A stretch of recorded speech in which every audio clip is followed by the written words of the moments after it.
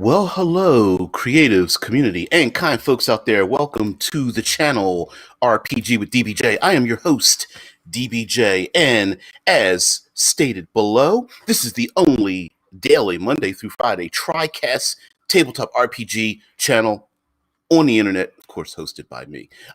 This show is simulcast on Twitch, YouTube, and our Discord server.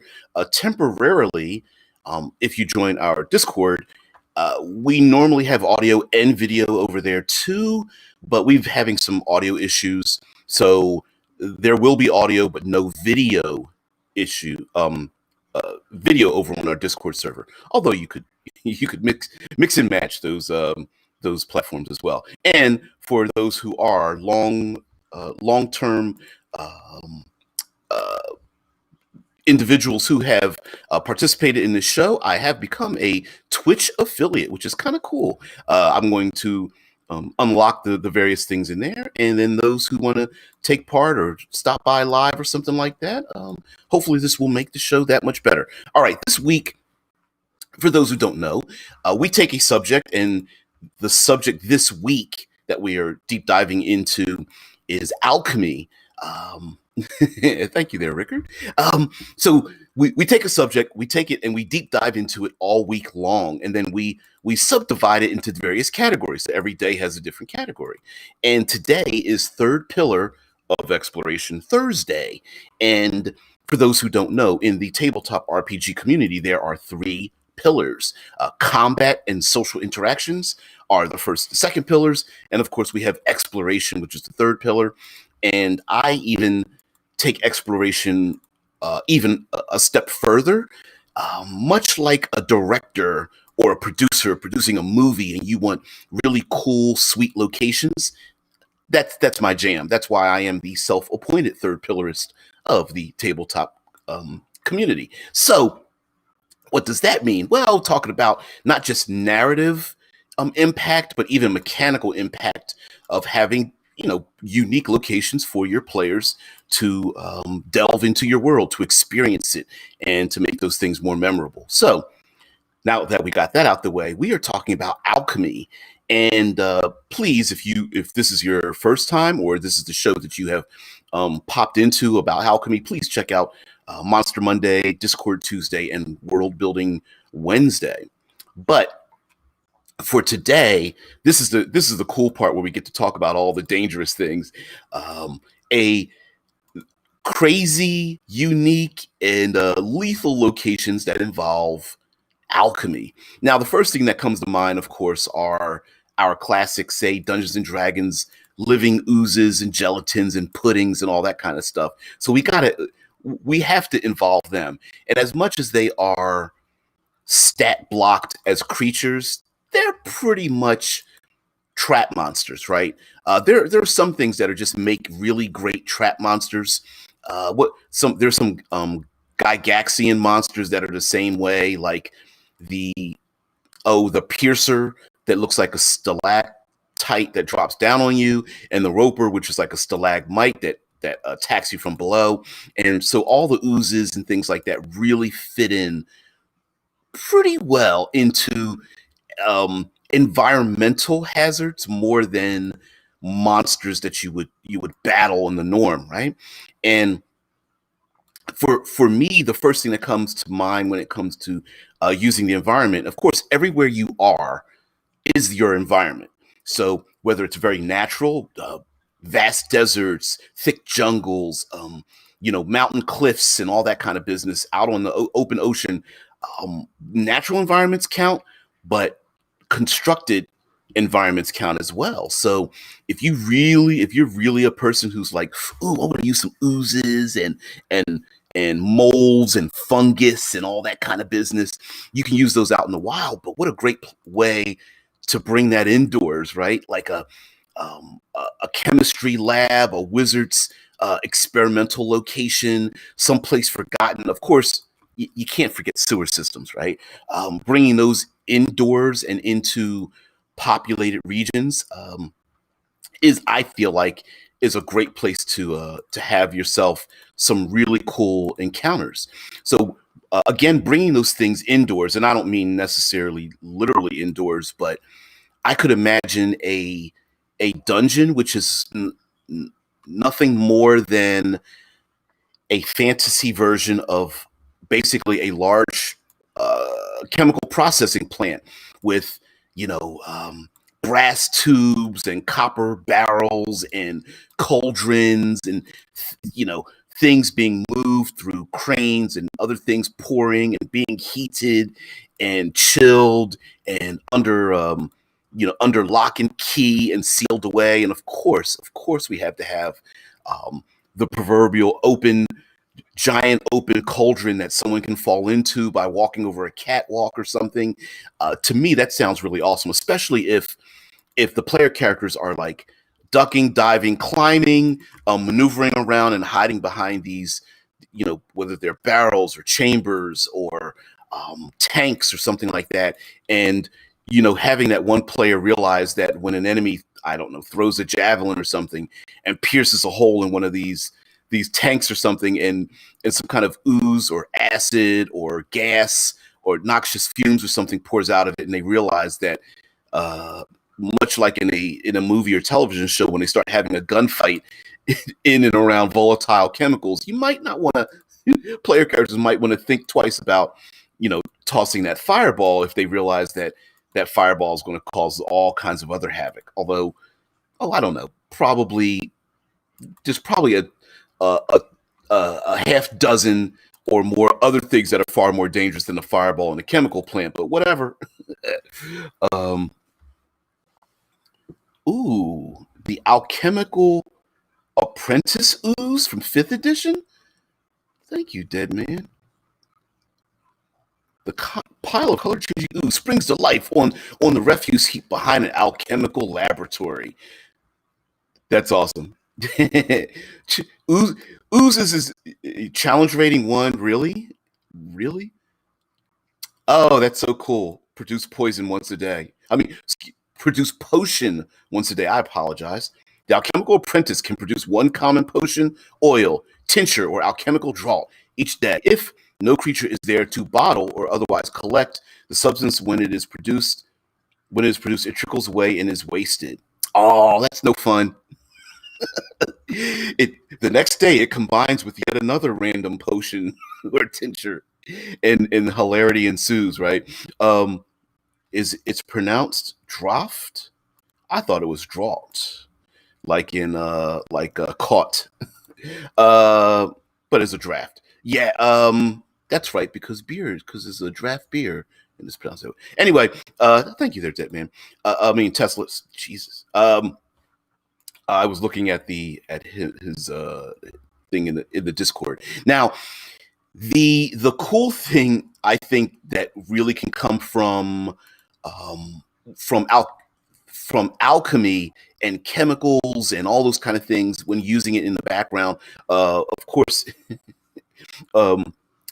is this idea that you are in an environment that may have okay, I have to rewind this a little bit. So much like there is combat, we have melee combat, ranged combat, unarmed combat, and area effect things in combat. We also have various social interactions, whether it's threats and intimidation, persuasion, diplomacy, carousing, seduction, performance and entertainment, and things of that nature, and deceptions. Well, in the environment, we also have ourselves various types of environments. And longtime viewers of the show know that I have come up with essentially 5.5. I guess it would be 6 different types of environmental types. And one thing that you can do with a world filled with player characters going out into a place where there's all kinds of like hazardous chemicals. And remember, chemicals do not necessarily need to be liquid. They can be toxic gases. They can be minerals or solid things that have an effect, and how the PCs interact with it thereof. So I feel like this is the kind of thing where you could really involve your players in it, especially if there's some kind of like ancient society that's dead now, but they've left behind these hazardous locations. Maybe the players travel someplace that is far more um, arcane than a little bit, meaning like maybe there was some kind of like volcanic activity or rupture in time and space, or something delved deep under the earth, or heck, we've seen this happen in various iterations of Dungeons and Dragons and Pathfinder. Maybe a large siege ship filled with all kinds of alien uh, biochemistry and xenomorphic things have fallen to Earth and left behind a residue that the PCs are now traveling in, or the PCs travel to a place. Maybe your setting has some kind of alien function to it, where they're much like traveling to other planets in our own solar system and beyond. Maybe there's something like that in your fantasy world as well. Um, you guys are silly. Is it draft or drought? It's probably both. Very few words are mispronounced based on where you're at and who you are. Uh, so, an idea here could be one of the first initial ways to include the environment in your world is to use a static environment. And a static environment basically means if you're in that environment, the thing that the environment happens to you consistently over everyone. Fog is a perfect example. Darkness is one. High winds, uh, fire is another one, right? Stand in the fire, you burn. You're outside the fire, you don't. Fog. If you're in the fog, you can't really see too far, especially if it's like pea soup thick. Or if you're outside the fog, you can see. Now, of course, you do have this element if you're using something like darkness or fog, that even if you're in the fog or you're outside the fog trying to target something inside of it, again, you can't see, or you might be limited in your ability to see what's inside of it. But much like fire or poisonous gases, or heck, anything, razor sharp rocks on the ground or something. A static environment is, hey, if you're in it, the thing happens to you. If you're out of it, it's not. A difficult terrain is a perfect example of this as well, whether it's difficult terrain in a jungle or difficult terrain trying to climb up and down sand dunes or what have you. And absolutely positively, you can have, say, poisonous gases that might have one or more stacked things, that's where my point five comes from. That I basically have come up with 5 various types of descriptors or conditions for the environment, and then you can start stacking them together. So a poisonous gas could both be dangerous to breathe, either knocking you out or paralyzing you. Heck, it could be causing you to be petrified or have any other kind of things. Confusion, blindness, turning mute, any number of things. Exhaustion or something from choking, of course, causing all kinds of damage to your lungs, whether it's through acid or poison or any other, or a number of other damage types. Necrotic might even be one. Um, Fire, as long as you're not directly touching it, it can't hurt you. Mike Nelson. That's not quite from the last Airbender riff tracks. That's not necessarily true. Well, true. If you're not touching it, can't harm you, but heat sure can. But it's one of those things where sometimes the environment has stacked uh, events. So, for example, like heat may exhaust you, and then you could get close to a fire. So now you're suffering heat exhaustion and fire damage, and maybe the things you're holding might catch fire and burn away.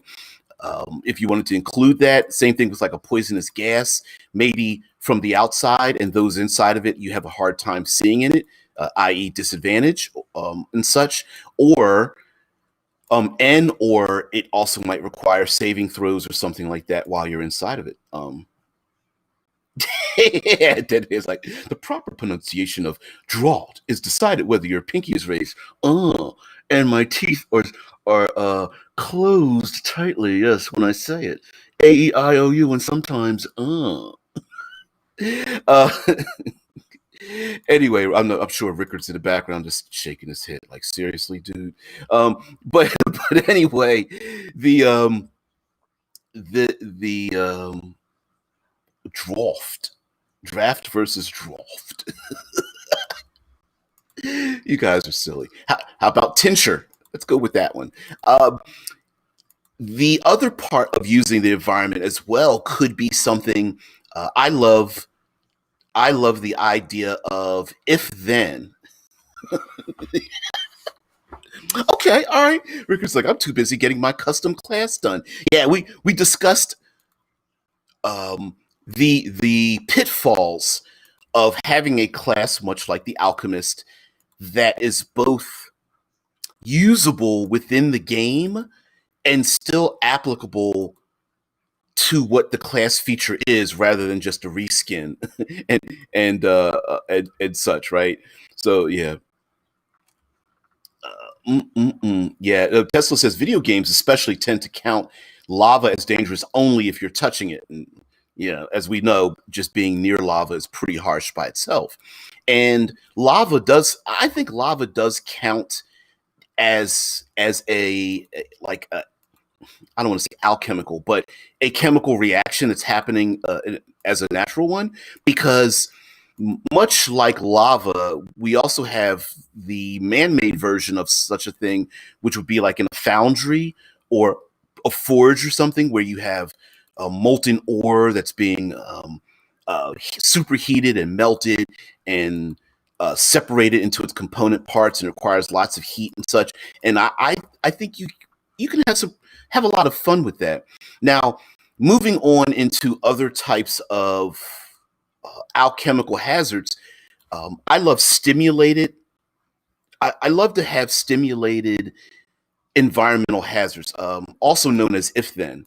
Now, in the cinematic environments, which is written by Critical Hit Publishing, and I'm the writer for them, we use the term if then. And an if then or a stimulated environment is exactly what it sounds like. Like, if a thing happens, then a result happens. So an example, non chemically related to it, would be running along the rooftops of abandoned, dilapidated buildings, right?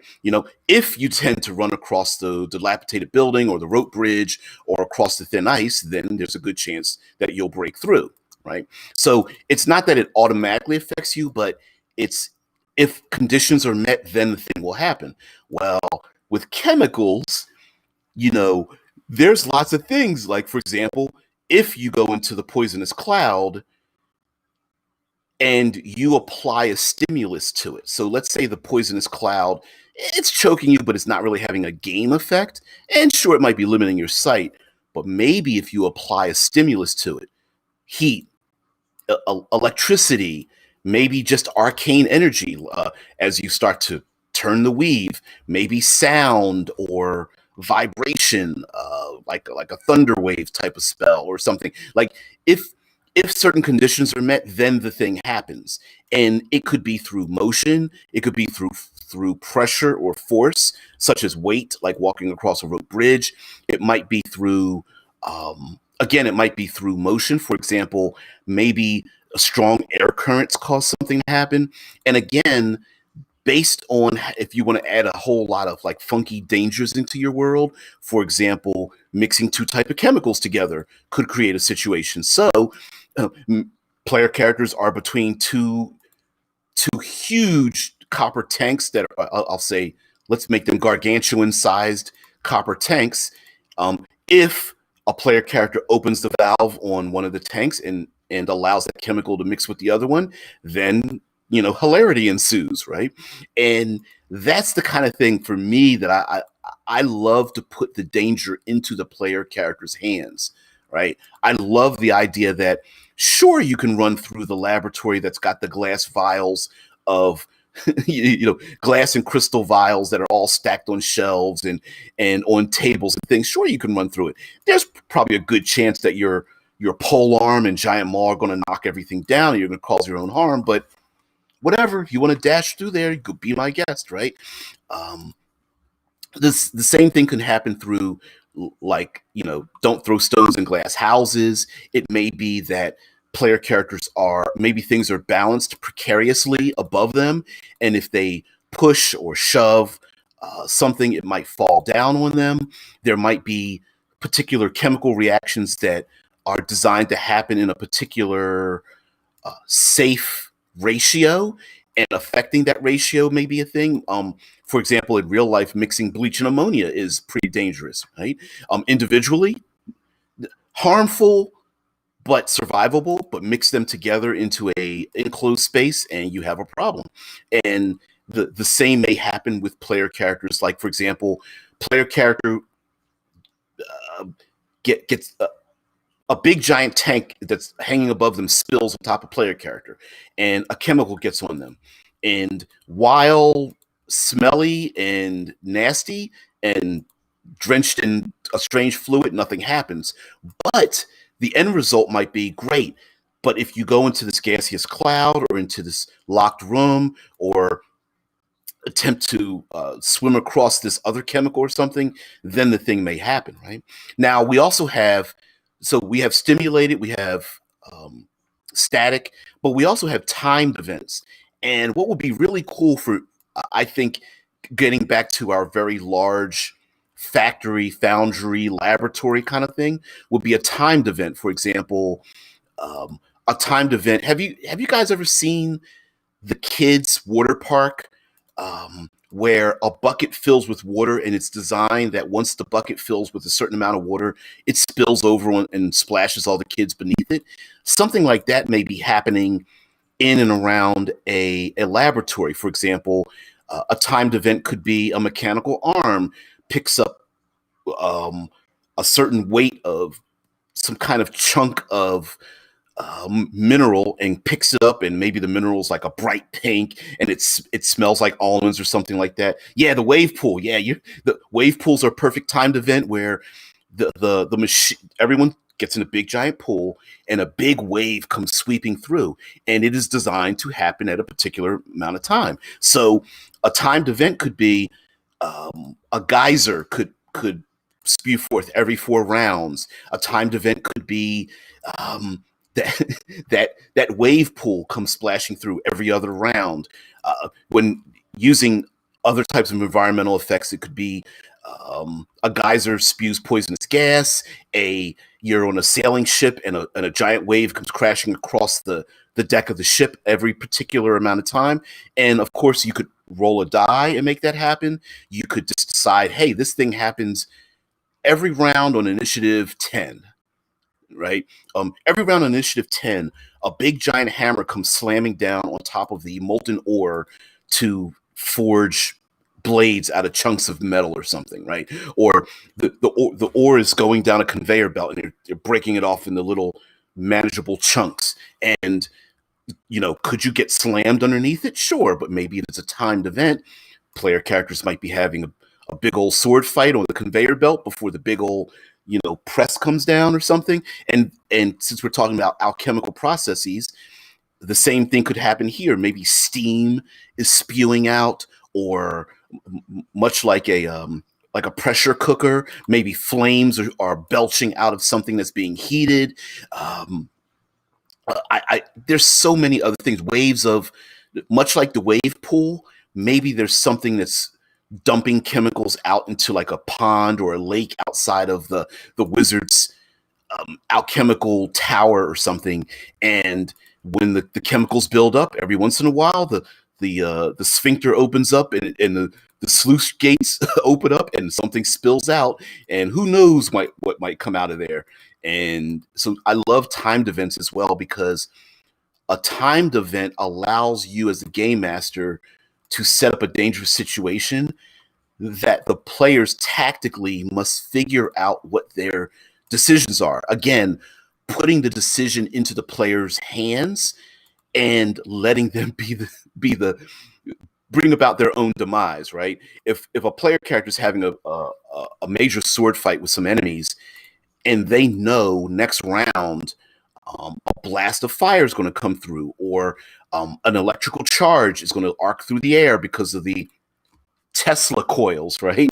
Who knows what might happen? Maybe there's a some kind of strange biochemical fluid that's been creating these chemical undead, like a scientific necromancer that's spewing out like um, biological debris and bits and chunks of bone that's spilling into, I don't know, like forms, like gelatinous forms, creating strange life forms out of I don't know, Jello molds or something.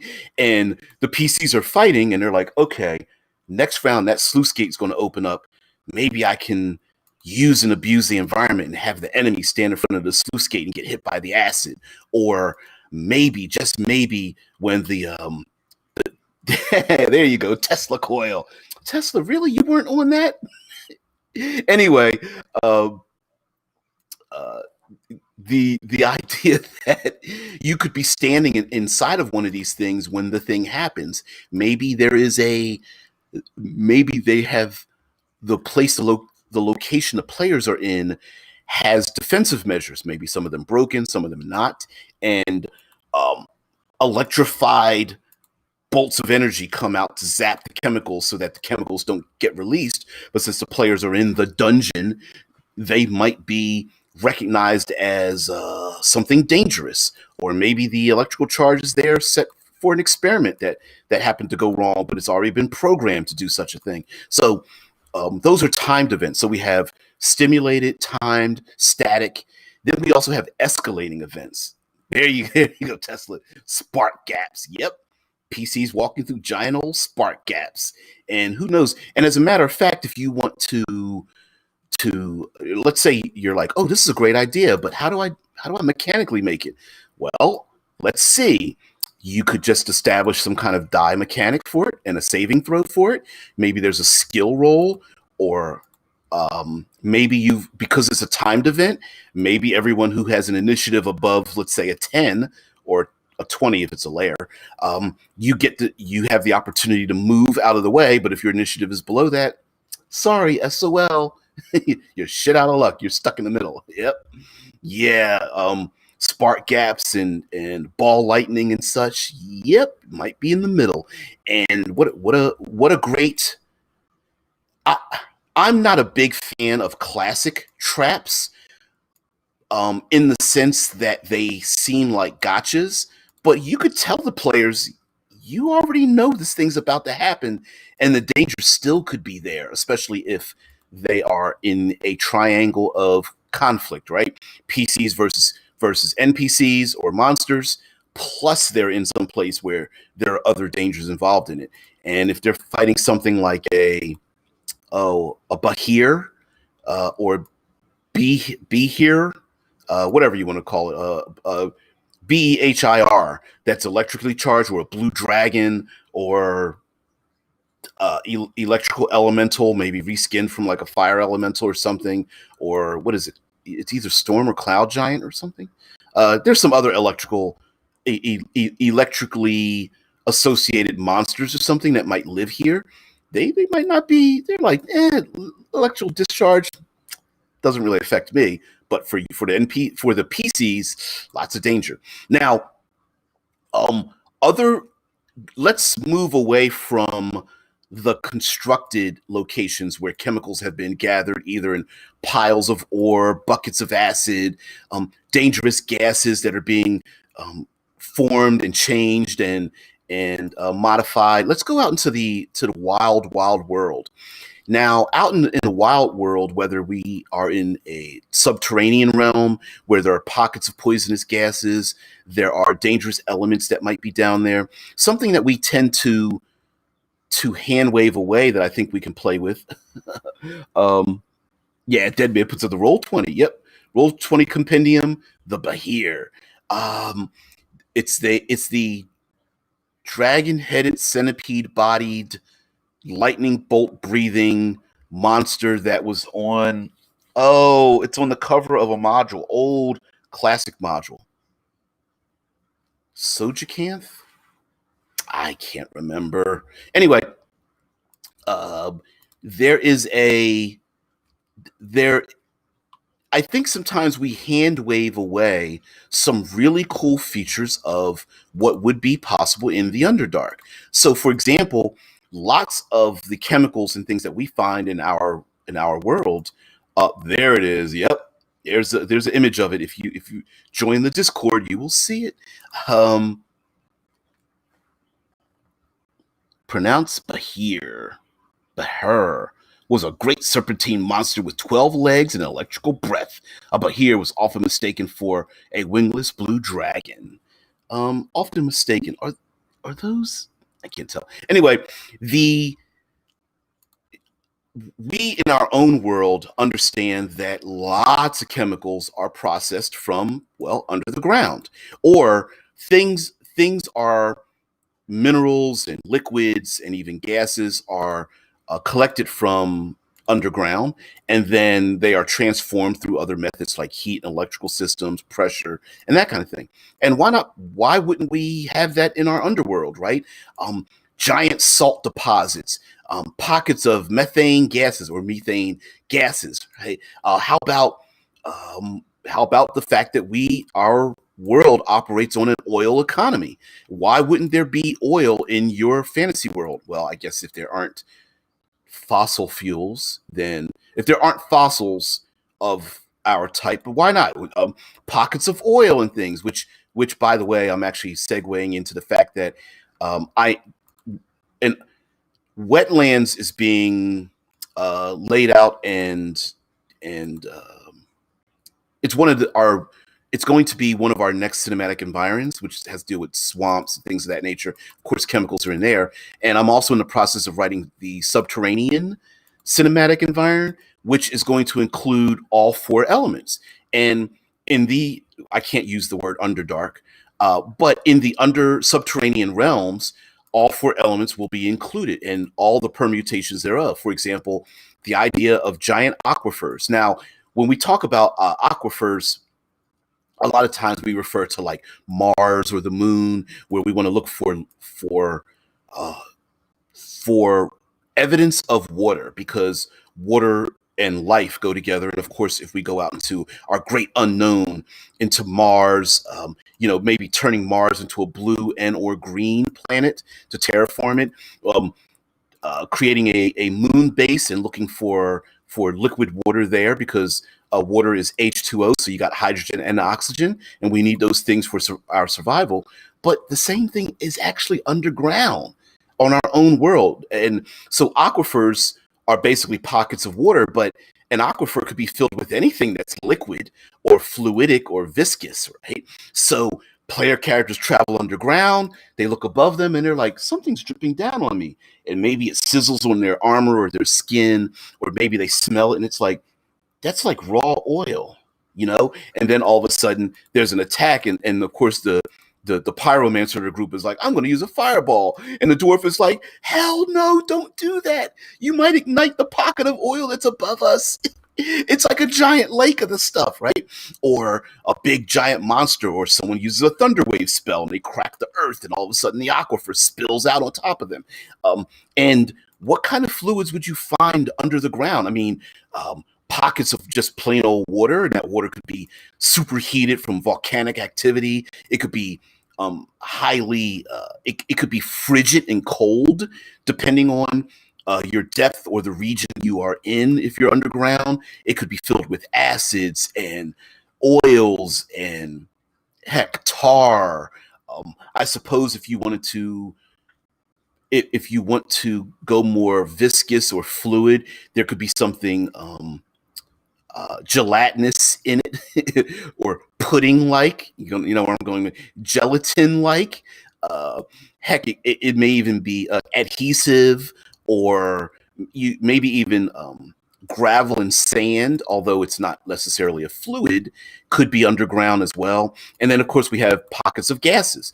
And, of course, underground, there's all four elements. There's air, and there could be air or lack of air. There's plenty of poisonous gases that were found underground, which was the old classic taking a canary down underground with you, because they were extremely sensitive to air currents and dips in pressure and poisonous gases and such. And even till this day, there are coal miners that wear badges that have alerts for them when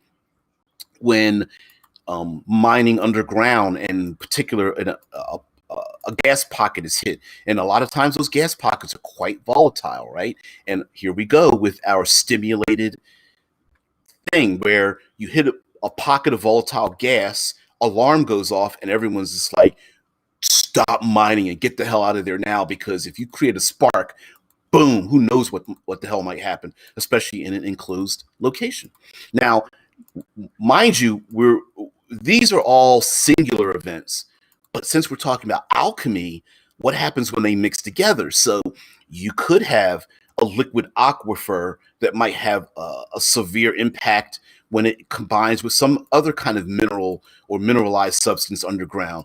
And heck, we even have radioactive materials that we have found underground as well. Anything from radon to uranium and plutonium and things of that nature. They don't, of course, they don't have to exist in your fantasy world, but arcanic or our arcanic styled materials could be the same way. I mean, could you have radioactive materials, but those radioactive materials spew out necrotic energy or psychic energy, or if handled improperly, thunder style sources of harm, or radiant energies or something are released from this? Sure, why not? Why wouldn't it? Heck, you could very easily Google yourself gemstones and their meanings and esoteric abilities. Imagine those gemstones, but geodes made out of them. And when I say geodes, I don't mean the little hand geodes you find at like uh, what's the tropic store or something at the local mall. I'm talking like geodes that are like geodesic cities, and maybe there are people that live down in them, and so they use these gemstones for such things. And those could be processed themselves, finding the gemstones and then grinding them down and having certain types of chemical reactions created thereof. So and that's only in the underdark, but even above ground, we still have herbalists still count, I feel, in the alchemical regions. So plant life and whether it's sap or like an aloe vera plant has chemicals in it. Some people are allergic to the chemicals that are on the outside of certain types of poison oak and poison ivy, right? So the collection of and the distribution of various types of things around could be very important, as well as the fact that because we are in a fantasy realm, the circumstances that have nothing to do with science could lead to um, chemical reactions in the world simply due to some kind of arcane event. So, an example would be a land where a dead god has fallen, and the dead god, is, I don't know, pierced with a spear that is miles tall or something, and it's uh, I don't know, decomposing body has stretched across many leagues of the land and such, to the point where its beating heart is the size of a mountain or something that you could literally go inside of, and its rib cage is open like the peaks of mountain tops with clouds forming around the peaks of its broken ribs or something. And so maybe there's something arcane when the stomach acid of this dead god belches out, or the dead god tries to move and there's earthquakes and whatnot, and his blood has seeped into the ground. I go back to Salt in Wounds, a Kickstarter that took a long time, but it was successful. And in it talked about the Tarrasque. Now, mind you, the Tarrasque was conceptually more like a kaiju, far bigger than the stat block would suggest, but it was a whole community, a whole setting built around the idea of a kaiju that could not be killed, but people lived around it, hacking off of it, and its blood and its brain matter and stomach acids and things were seeping into the ground and mutating things that way. So sure, there could be something far more arcane, like, hey, player characters killed a dragon, great. 3 months later, the dead body of the dragon has mutated the land around it with carrion birds circling above it, and I don't know, maggots the size of your length of your arm feeding on its dead body and stuff. So you could have various things like that as well, affecting the world around it. And then also, if you want to go far more esoteric, I guess it's probably not the right word. It could be something like um, the the battle of darkness, blood, and fire took place on this battlefield, and during the full moon, you know, strange blossoms grow out of the ground, with fronds that are the color of blood, and uh, I don't know, thorns that stick you and burn you from within or something. Like, there could be something very dangerous where, as the player characters are going through the world is very alien, like flowers that open up and spew out a strange kind of nectar or pollen. The ground, which is normally solid, becomes very viscous and fluid, and they might sink into it. It could be the very air that spills down from a mountain peak, and it's got strange chromatic colors that don't breathe in the blue air, but it's okay to breathe in the white clouds. But you really want to stay away from the black mists or something that blow out from the mountaintops and fill the valley below. Like, you could have something that is very much a natural part of the environment, but nothing natural that we have here on Earth. Um, Deadman says there's also a city in the Shadowlands in Exalted where they were living in and cutting up a corpse of a kaiju. I always like that idea of, like, I mean, despite the fact that it's classic, it's still kind of cool though to have a giant sized kaiju monster that's being like cut up, and its blood vessels or something are so big you can actually climb inside of it, and its bones are so tough that you can make weapons out of it, or people walking around with its teeth used as spears or blades or daggers or whatever. Well, if it's that big, maybe they're more like pole arms, but you get my meaning, right? Where heck, you could even take the internal organs of people or animals in our own world, turn the volume up to 11, and have them cover an entire continent or something. And the beating heart is the size of a mountain, and its gallbladder has something else in it, and its stomach acid is like a giant sized internal acidic lake that people could sail in and out of or something. Its nervous system are a collection of giant, I don't know, pale blue white strands that uh, flex and glow and zap electrical arcs through them, maybe trying to re-establish the electrical arcs as they reach out towards player characters trying to dip and weave and climb their way through the nervous system as it this dead kaiju or cast down demigod is trying to regrow its body over 1,000 times 1,000 years or whatnot.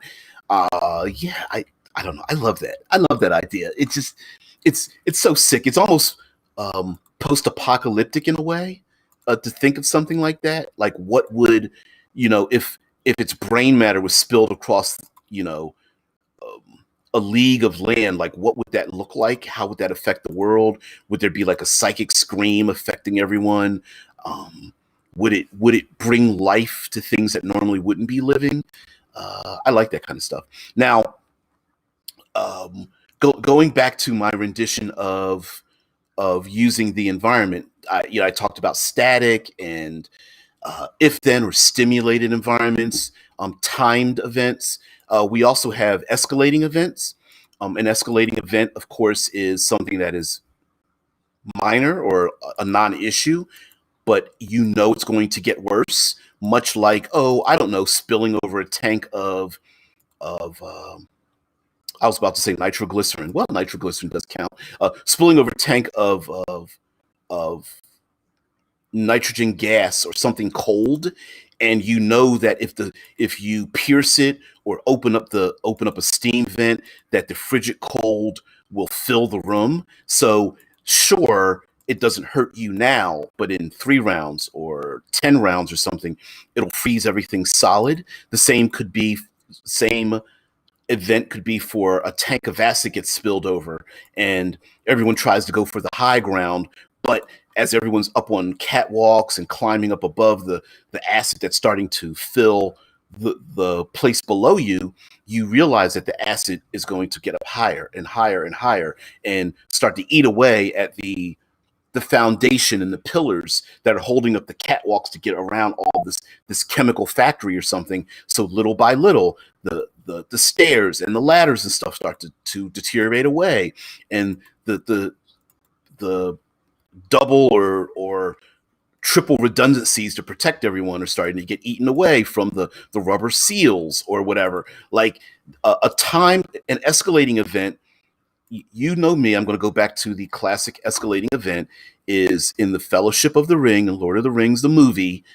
The Fellowship is running through the caverns of Moria, and they go to those steps, of course, without the handrails, and there's chunks missing out the steps. And of course, to jump across the first chunk, it's pretty easy. Second chunk's even larger. Third chunk, not only is it so large that it you have to throw your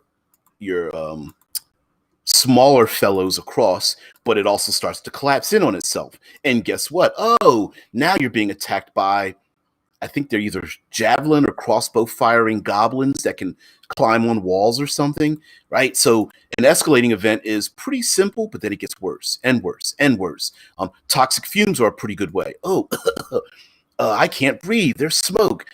I don't know. What do? Take 1d6 damage, or the con save for the DC to not pass out is only a 10, and the next round it's a 12, and next round's a 14, next round's a 16, right? The damage, breathing in the poison gas, 1d6 poison damage, terrible. But I've got 87 hit points. What's the big deal? All right, well, next round it's 2d6, and then 3d6, then 4d6. Escalating events are really good to ramp up the tension, to get the party to move, to try to solve the problem that might not be a problem now, but in 2 rounds it will be a problem. Escalating events are also a great way to reinforce, like, okay, we don't have all day to think about getting from A to B. If we do it now, it's less harmful. If we wait till later, it's going to be nearly impossible, and none of us are going to want to do it. A perfect escalating event, of course, are things like flooding chambers, buildings catching on fire and the fire starting to spread, being trapped in a cavern and the air starts to go away and the air gets thin because people are suffocating. Those are excellent examples of escalating events, where things get worse. A sinking ship is a good example of an escalating event. Like, oh, the sailing ship is getting water. It's down in the hold. Great. Well, I'm fighting up on the upper deck. I'm still doing my rapier fight. 3 rounds later, all right, well, you see the water coming out of the hold and it's spilling across the deck of the ship. And it's sinking. I'm letting you know it's sinking. You're like, well, I'm still attacking with my rapier. All right, well, I guess you have to climb up the crow's nest to have your sword fight, because the rest of the ship is underwater now. And of course, we have ourselves random events. And a random event is, well, random. The same flame geyser that's spewing out of the ground because you're in a volcanic region. Maybe that flame is shooting out of some kind of brass tubing or something like that. It could be very random. A random event is a collapsing ceiling. And when I say random, it could be random who it affects or who it targets. It could be random as to when the thing happens. Like, I don't know, an open field with dozens upon dozens of holes in it, and you don't know where the poison gas or the hot steam or the flames are going to shoot out, but you have to go across this open field. And so there may just be random individuals, and maybe everyone rolls a die. Everybody roll a d6. If you roll a 1, you're going to be a target for this random event, right? A random event like collapsing ceiling. It could be a volcano spewing out hot rocks that are falling down on top of everyone.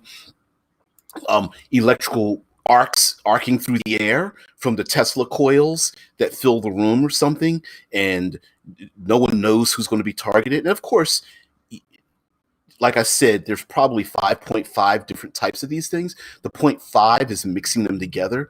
So a random event could be, hey, you might be targeted by a bolt of lightning, but you're wearing armor, metal armor. So more likely than not, you're going to be targeted more. There's a greater chance you're targeted more than everyone else. So everyone else rolls a d6, you get a 1 if you're wearing metal armor. If you roll a 1 or a 2, if you're carrying around large metal objects like, I don't know, weapons, you maybe roll a 1 or a 2 or a 3. If you're carrying around a big old heavy metal shield, you roll 1, 2, 3, or a 4. Like it could be something of that nature where you might have randomized events. Now, I'm saying all this, but I really didn't mention a lot about adversaries in and around a region like this. You could ramp up the power or the effectiveness of minor creatures or lesser powered or hell, even boring creatures by making them adapted to the region. Or they could suffer the same events or same effects because they are not adapted. So let's take a bunch of gnomes in a factory that are pissed off that the PCs are there, and let's make them deep gnomes, and the deep gnomes are there protecting their alchemical factory because they've been producing these dangerous alchemical concoctions given to or being sold or traded to other enemies, and the PCs are there to stop it, and they're handing out like everything from healing potions to explosive chemicals to adhesive things that are thrown to things that are granting, increased strength or growth or invisibility or something. And they've been selling this to PCs, so we're going to stop it. And so the gnomes aren't immune to the chemicals, and neither are the PCs.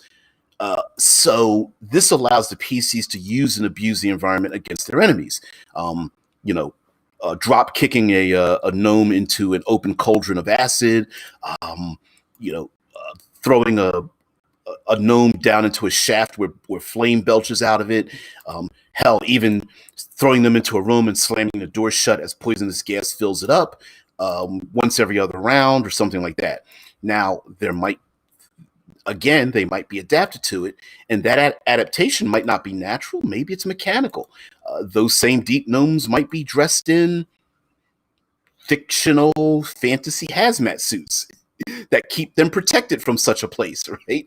So they're wearing their goggles, and maybe you're really into like gas mask punk, and so they're wearing the things, and maybe they're using tongs, and they're controlling levers and dials and other pedals and rolling cables and chains and things to make things happen in and around the environment. So PCs are having their sword fight. A gnome somewhere else is starting to pull a chain. That chain opens up a door that spills out lots of caustic, chunks of ore to spill down on top of a PC that gets trapped under it. And oh, by the way, it's also quite acidic or something, right? Or maybe what's the opposite of acid? A base. Maybe it's very basic. That's the wrong terminology. It has the effect of a very strong base to it. the pH is off the scales or something. I don't know. But yeah, maybe someone else is pressing a pedal that makes fire belch out when the PCs go, cross a certain catwalk, and the flame belches up through the catwalk or something. And that might be a great way to make those gnomes, maybe they're just plain old gnomes, very dangerous because they know what the hell they're doing.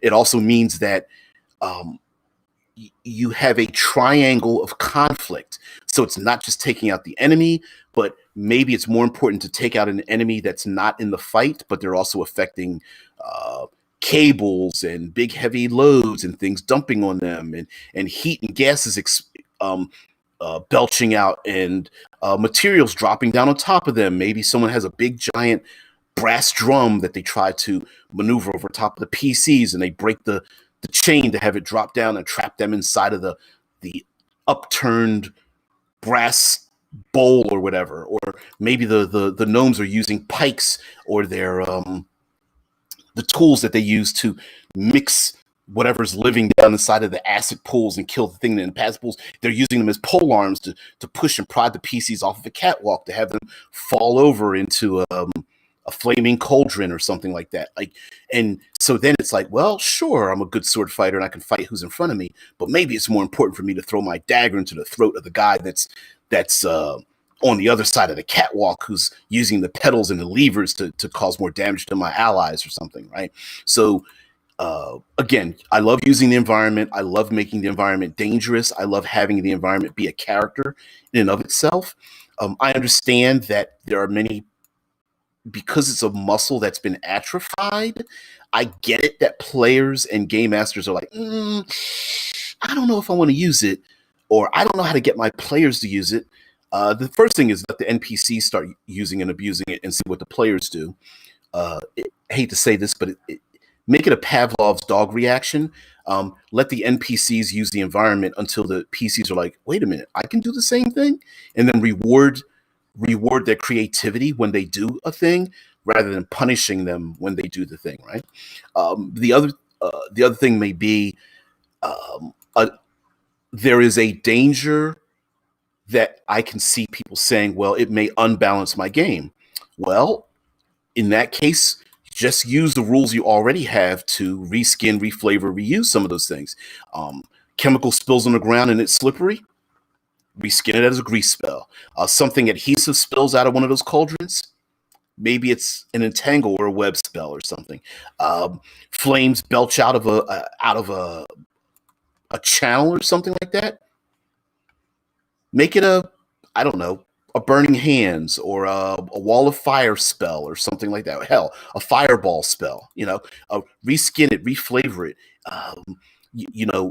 Your classic traps, scrape the serial numbers off, and they can be any number of things. And instead of the Indiana Jones rolling boulder trap, where he's running away from the big giant rolling boulder, maybe it's something else. Maybe it's a big drum of material that's rolling after one of the players, after one of the NPCs unlooses the safety, and it rolls after them like a big rolling barrel of ale or something that's 5 times their height or whatever. Collapsing ceiling, maybe it's a construction site. It's a natural collapsing ceiling. Maybe instead of a collapsing ceiling, it's rocks falling off of a cliff, right? Just reskin what's already available, so you have the rules to use what is already there.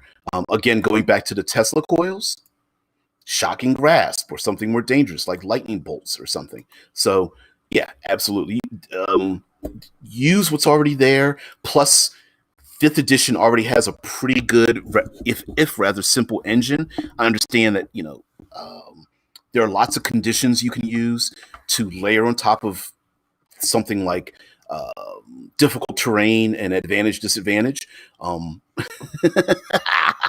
Rickard's like, 2/3 done with the class now. Done, not like it's play tested or balance checked. It's just meant to be an example after all. Yep. Talking about the Alchemist class. And for Future Friday, just to let you guys know, because we are coming to the end, we're not going to talk about alchemy. We're going to talk about biotechnology, and have some fun with that. Because I was like, I realized I didn't make up the link or the thumbnail, and I was like, alchemy doesn't fit for transhumanism, but biotechnology sure does.